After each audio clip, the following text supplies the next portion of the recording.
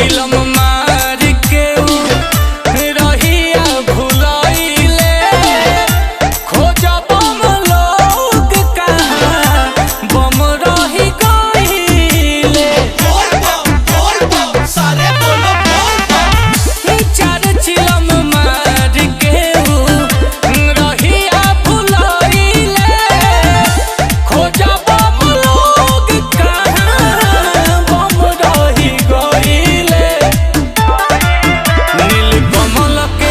नील कमल के हो पता सराज कावर करे लच लच लाच लच लच लाच लच लच लच लच लाच कावर करे लच लच लाच लच लच लाच लच लच लच लच लाच कावर करे लच लच लाच लच लच लाच लच लच लच लच लाच कावर करे लच लच लाच लच लच लाच लच लच लच लाच।